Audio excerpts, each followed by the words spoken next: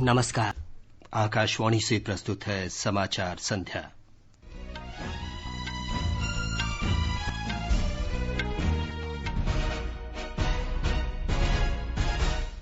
स्वास्थ्य मंत्रालय ने कहा, लॉकडाउन से कोविड-19 के संक्रमण और मृत्यु दर कम हुई, अनेक लोगों को बीमारी से बचाया गया। कोरोना वायरस के संक्रमण से ठीक होने की दर 42.45% हुई। आरोग्य सेतु ऐप से 11 करोड़ 40 लाख लोगों के जुड़ने से ये विश्व का सबसे बड़ा ऐप बना। राज्यों और केंद्र शासित प्रदेशों को कोविड-19 महामारी के मद्देनजर माता और बच्चों के स्वास्थ्य देखभाल सुनिश्चित करने के लिए आवश्यक दवाइयों की होम डिलीवरी करने की व्यवस्था करने का सुझाव दिया। केंद्रीय माध्यमिक शिक्षा बोर्ड की कक्षा 10 और 12वीं के विद्यार्थी अपने वर्तमान स्थान से शेष परीक्षा दे सकेंगे। असम में लगातार बारिश से नए क्षेत्रों में बाढ़, कई नदियां खतरे के निशान से ऊपर।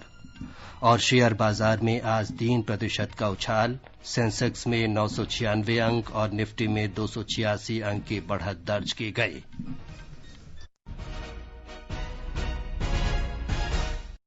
समाचार संध्या में लवलीन निगम के साथ मैं विमलेंदु पांडे। स्वास्थ्य मंत्रालय ने कहा है कि देश में पूर्णबंदी करने का सबसे बड़ा फायदा ये हुआ है कि इससे महामारी के फैलाव की दर धीमी हुई है।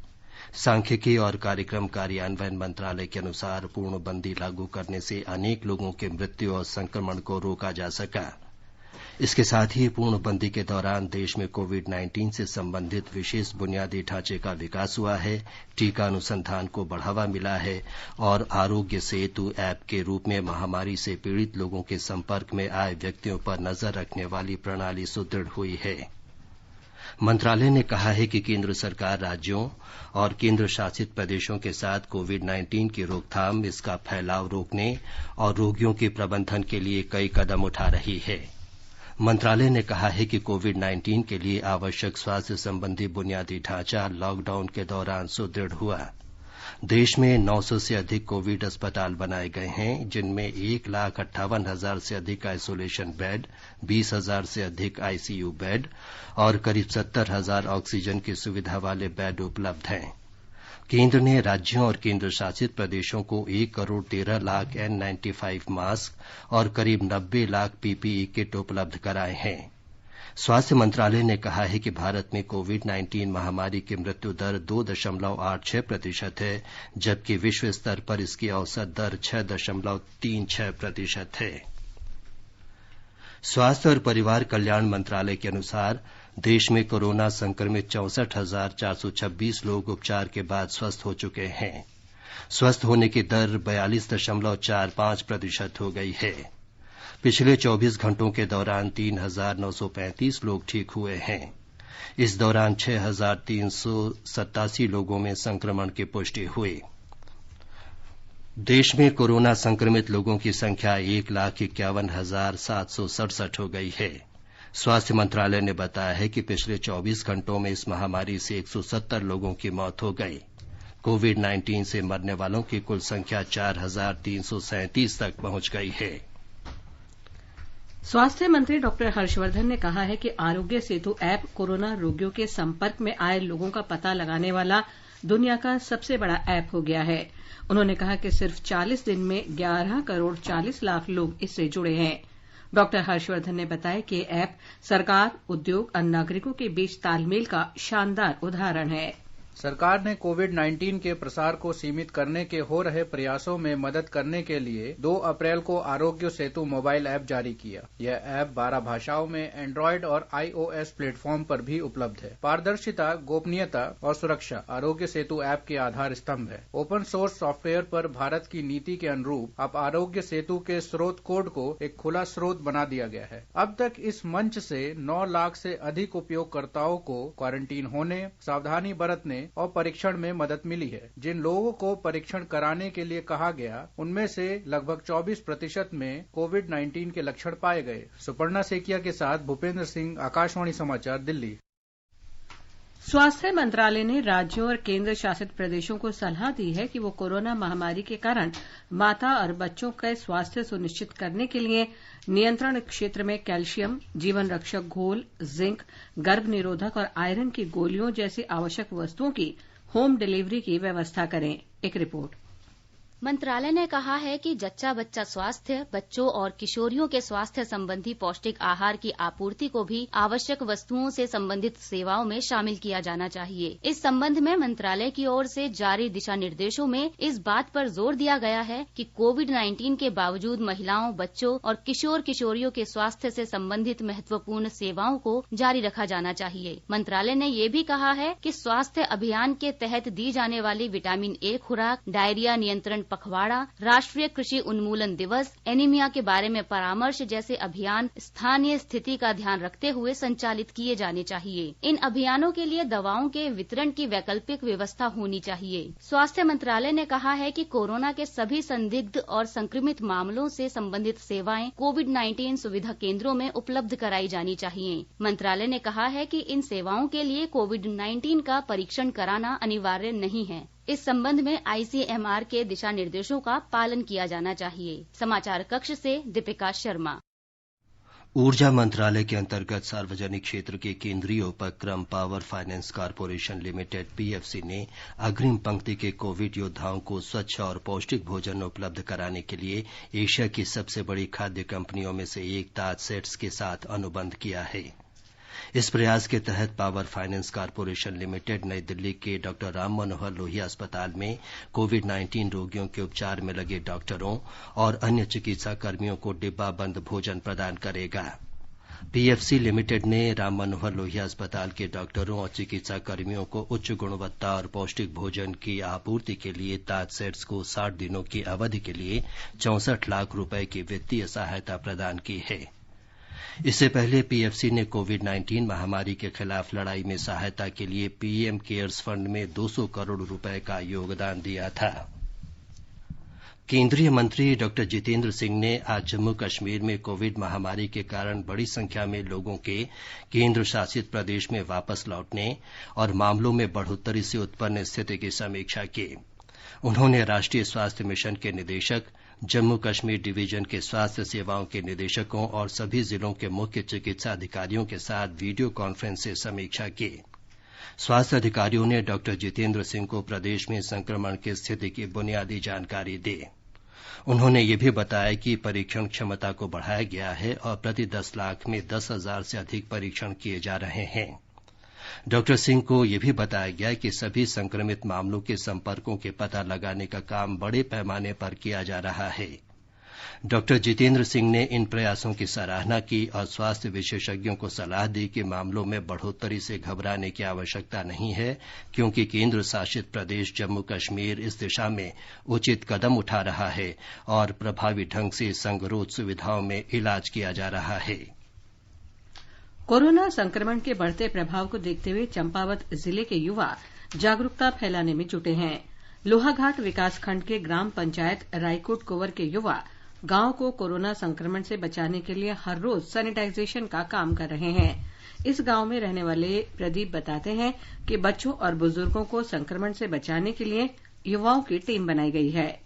हम चाहते हैं कि कोरोना हमारे गांव में संक्रमण न फैले। जो भी व्यक्ति मार्केट जा रहे हैं तो उनको गांव में इंटर करने से पहले उनके वाहन को सैनिटाइज किया जा रहा है। हैंड सैनिटाइजर उनकी सुरक्षा का एक छोटा सा तरीका है और जो लोग अनावश्यक रूप से गांव में आ रहे हैं उनको प्रतिबंधित किया गया है। अगर किसी का आवश्यक काम है तो उनको सैनिटाइज करके भेजा जा रहा है।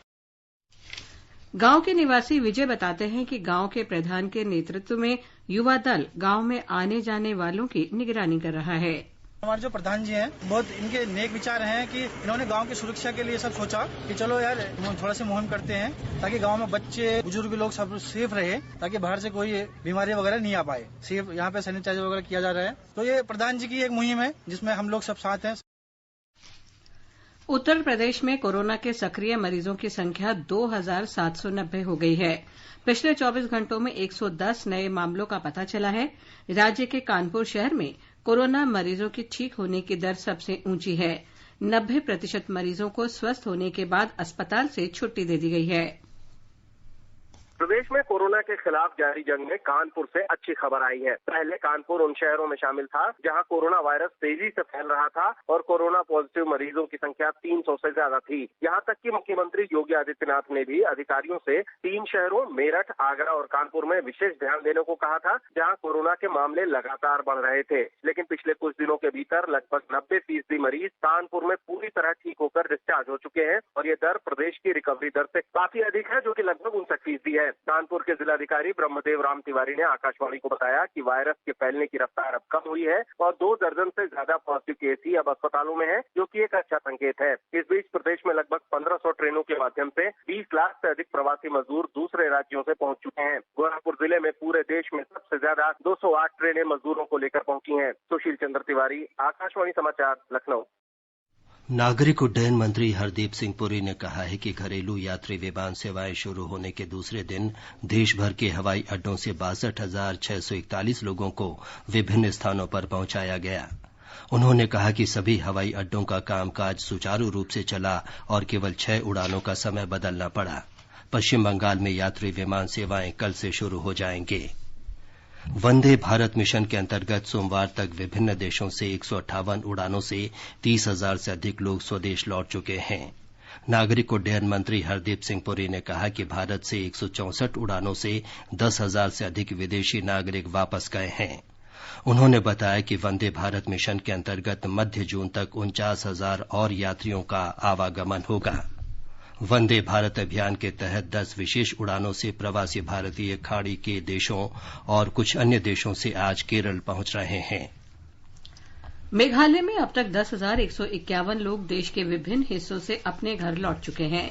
आंध्र प्रदेश और राजस्थान से प्रवासी श्रमिकों को लेकर कई विशेष रेलगाड़ियां रास्ते में हैं तथा 2 और रेलगाड़ियां दिल्ली और केरल से चलने वाली हैं।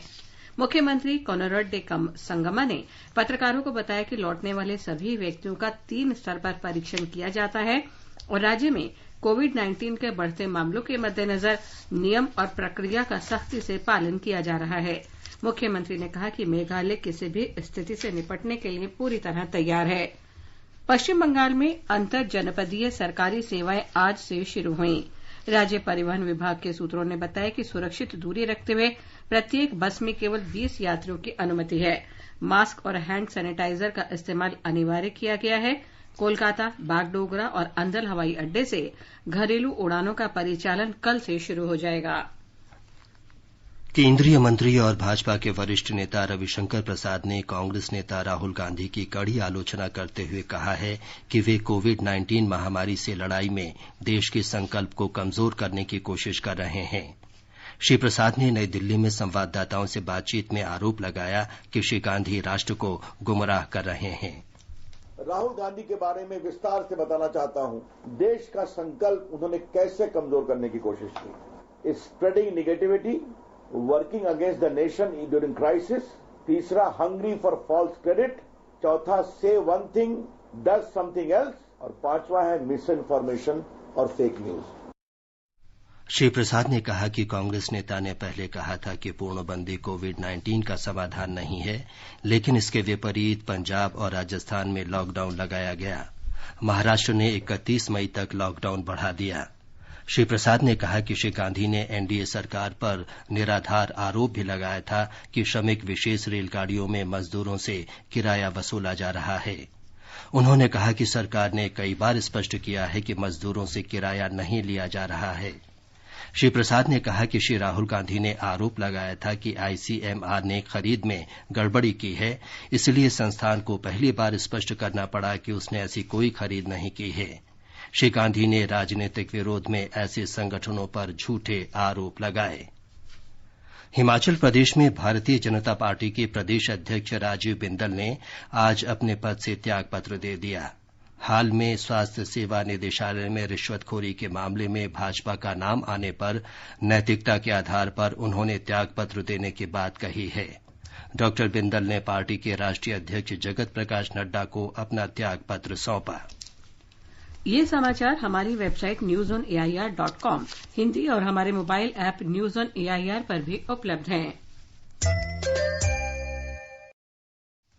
आगे बढ़ने से पहले मुख्य समाचारों पर एक नजर। स्वास्थ्य मंत्रालय ने कहा, पूर्णबंदी से कोविड-19 के संक्रमण और मृत्यु दर कम हुई, अनेक लोगों को बीमारी से बचाया गया। कोरोना वायरस के संक्रमण से ठीक होने की दर 42.45% हुई। आरोग्य सेतु ऐप से 11 करोड़ 40 लाख लोगों के जुड़ने से ये विश्व का सबसे बड़ा ऐप बना। राज्यों और केंद्र शासित प्रदेशों को कोविड-19 महामारी के मद्देनजर माता और बच्चों के स्वास्थ्य देखभाल सुनिश्चित करने के लिए आवश्यक दवाइयों की होम डिलीवरी करने की व्यवस्था करने का सुझाव दिया। केंद्रीय माध्यमिक शिक्षा बोर्ड की 10वीं और 12वीं के विद्यार्थी अपने वर्तमान स्थान से शेष परीक्षा दे सकेंगे। असम में लगातार बारिश से नए क्षेत्रों में बाढ़, कई नदियां खतरे के निशान से ऊपर। और शेयर बाजार में आज 3% का उछाल, सेंसेक्स में 996 अंक और निफ्टी में 286 अंक की बढ़त दर्ज हुई। केंद्रीय माध्यमिक शिक्षा बोर्ड सीबीएसई द्वारा 1 जुलाई से आयोजित होने वाली 10वीं और 12वीं की लंबित परीक्षाओं में बैठने वाले विद्यार्थियों को एक बड़ी राहत दी है। मानव संसाधन विकास मंत्री रमेश पोखरियाल निशंक ने बताया है कि लॉकडाउन के दौरान जो छात्र दूसरे राज्य या जिलों में चले गए हैं, वे वहीं से इन परीक्षाओं में शामिल हो सकते हैं। उन्होंने कहा कि छात्रों को इन परीक्षाओं में उपस्थित होने के लिए अपने पिछले परीक्षा केंद्रों पर जाने की आवश्यकता नहीं है। श्री पोखरियाल ने कहा कि छात्रों को बोर्ड परीक्षाओं में उपस्थित होने के लिए अपने जिले के पसंद के स्कूलों के बारे में सूचित करना होगा।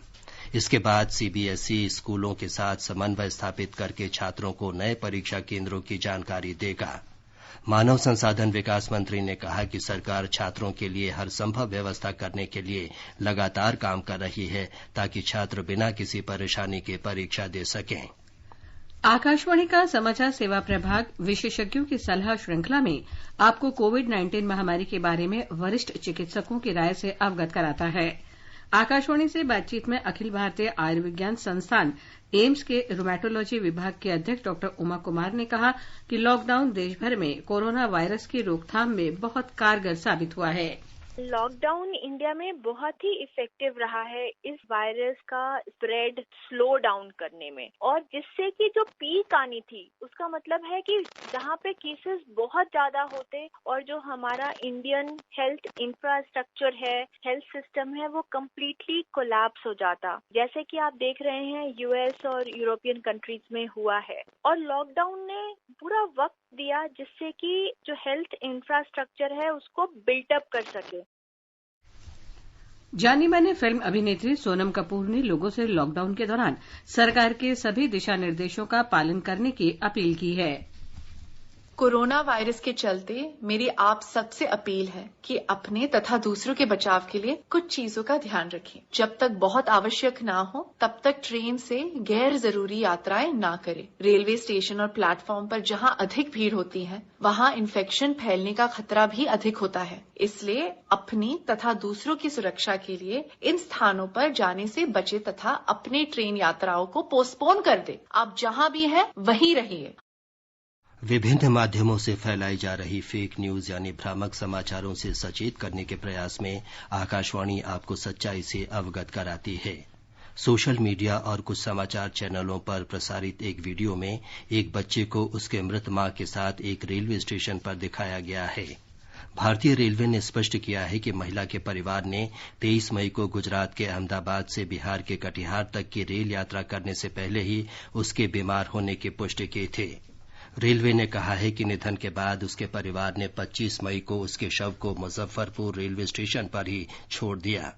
रेलवे ने लोगों से तथ्यहीन रिपोर्टों के आधार पर किसी भी अफवाह या फर्जी खबर को फैलाने और उसका समर्थन न करने को कहा है।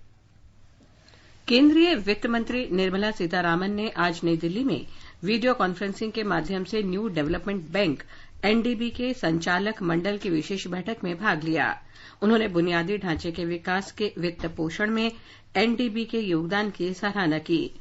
वित्त मंत्री ने कहा कि इससे भारत सहित सभी सदस्य देशों के विकास में सकारात्मक प्रभाव पड़ा है। बैठक में एनडीबी के ब्राजील के श्री मार्कोस ट्रायोजो को बैंक का नया अध्यक्ष चुना गया।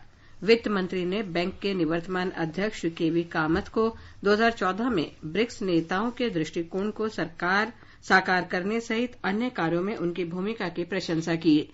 श्रीमती सीतारामन ने कोविड-19 के समय में केवी कामथ द्वारा शुरू किए गए आपात ऋण कार्यक्रम का भी जिक्र किया।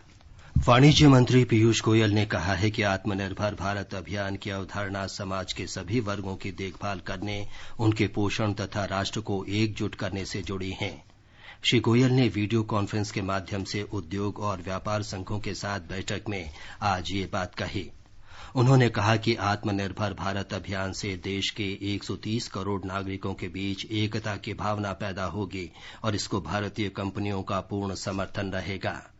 श्री गोयल ने कहा कि कोविड-19 के खिलाफ अकेले सरकार की लड़ाई नहीं है, बल्कि इसे समस्त देशवासियों को मिलकर लड़ना है और प्रत्येक हितधारक को इसमें महत्वपूर्ण सकारात्मक भूमिका निभानी है। और अब आर्थिक जगत की खबरों के साथ हैं विशाल शर्मा।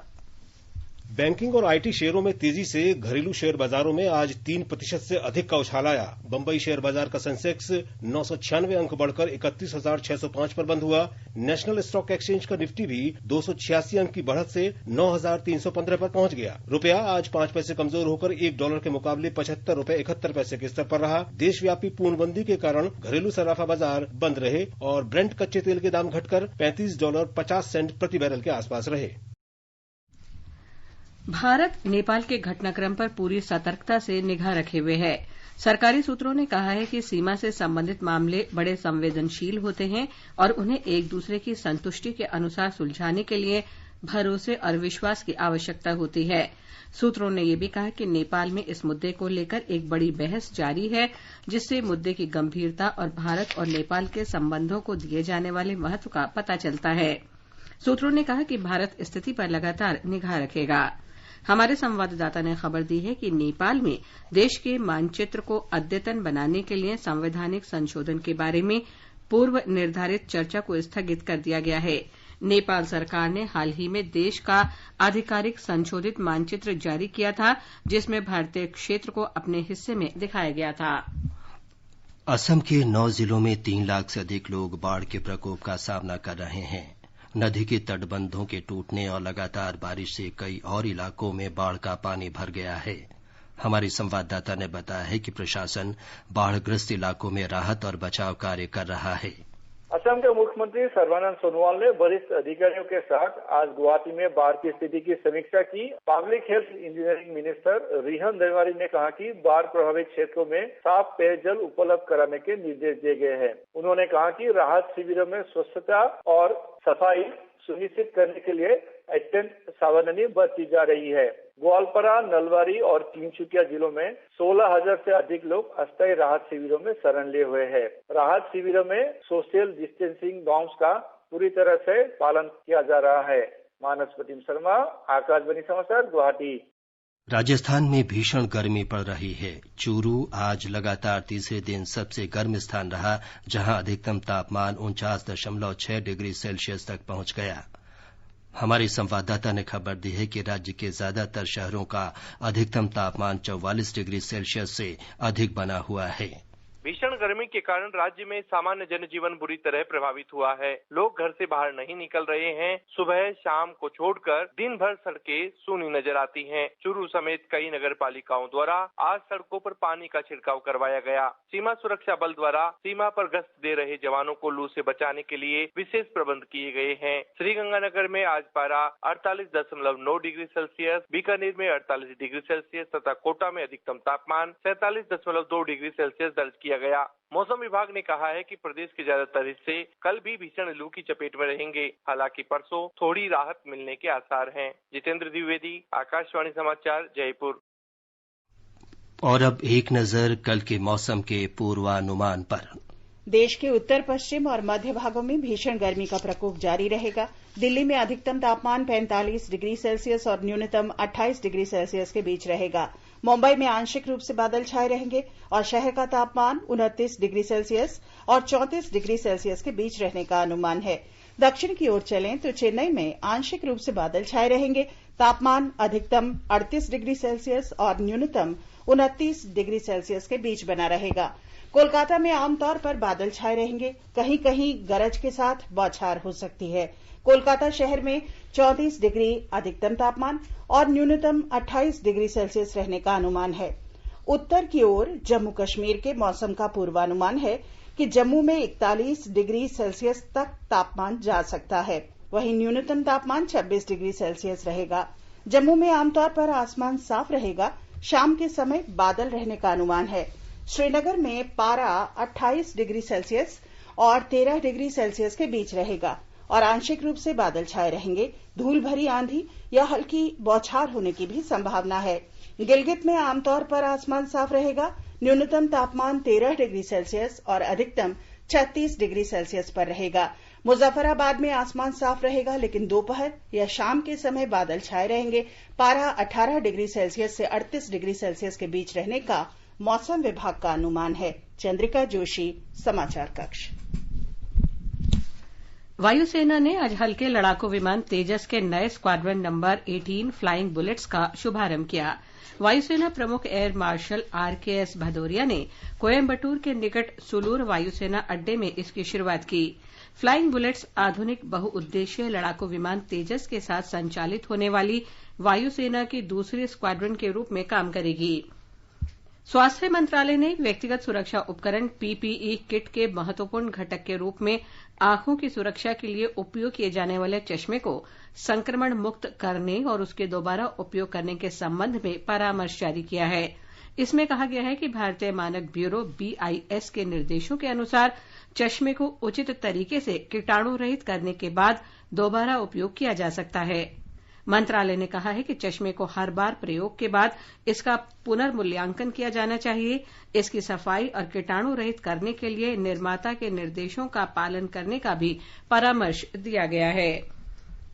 जम्मू कश्मीर कौशल विकास मिशन JKSDM ने आज एक वेब सेमिनार का आयोजन किया। इसका संचालन अंतर्राष्ट्रीय उद्योग विशेषज्ञों द्वारा किया गया। सत्र में कोविड-19 let's skill IT online programme के लिए 100 उम्मीदवारों ने भाग लिया।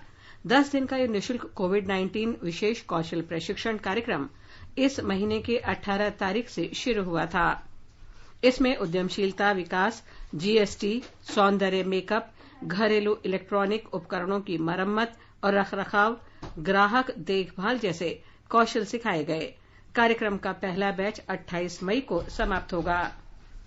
कोरोना महामारी के कारण कौशल प्रशिक्षण केंद्र सहित सभी शैक्षणिक और तकनीकी संस्थान बंद हैं। इसलिए इस तरह के ऑनलाइन प्रशिक्षण पाठ्यक्रम जम्मू कश्मीर के लोगों के लिए महत्वपूर्ण और लाभप्रद साबित हो रहे हैं। महाराष्ट्र में कोविड-19 महामारी से निपटने के तौर तरीकों को लेकर सत्तारूढ़ महाविकास अघाड़ी और विपक्षी भारतीय जनता पार्टी में आरोप प्रत्यारोप के बीच शिवसेना, राष्ट्रवादी कांग्रेस पार्टी और कांग्रेस ने आज एक संयुक्त संवाददाता सम्मेलन को संबोधित किया। सत्तारूढ़ गठबंधन में शामिल तीनों दलों के प्रतिनिधियों ने विपक्ष से आग्रह किया कि वो शोर शराबा मचाने के बजाय कोविड-19 से निपटने के लिए राज्य सरकार के साथ सहयोग करें। इस बीच पूर्व मुख्यमंत्री और विपक्ष के नेता देवेंद्र फडणवीस ने कहा है कि राज्य सरकार कोविड-19 महामारी के बारे में सूचनाओं को छुपा रही है। उत्तर प्रदेश में सहारनपुर में भूख के कारण एक प्रवासी श्रमिक की कथित मौत के मामले में राष्ट्रीय मानवाधिकार आयोग NHRC ने उत्तर प्रदेश सरकार को नोटिस जारी किया है। राज्य सरकार से 4 सप्ताह में नोटिस का जवाब देने को कहा गया है। आयोग ने पंजाब में लुधियाना से 6 दिन तक पैदल चलकर सहारनपुर पहुंचे 19 वर्षीय प्रवासी मजदूर विपिन कुमार की मौत की मीडिया खबर का स्वतः संज्ञान लेते हुए उत्तर प्रदेश के मुख्य सचिव को नोटिस जारी किया। विपिन उत्तर प्रदेश में हरदोई स्थित अपने घर जा रहा था। तबलीगी जमात के जलसे के सिलसिले में गिरफ्तार 14 देशों के नागरिकों को राजनयिक संपर्क की सुविधा उपलब्ध कराई जा रही है। अंत में मुख्य समाचार एक बार फिर। स्वास्थ्य मंत्रालय ने कहा, लॉकडाउन से कोविड-19 के संक्रमण और मृत्यु दर कम हुई, अनेक लोगों को बीमारी से बचाया गया। कोरोना वायरस के संक्रमण होने से ठीक होने की दर 42.45% हुई।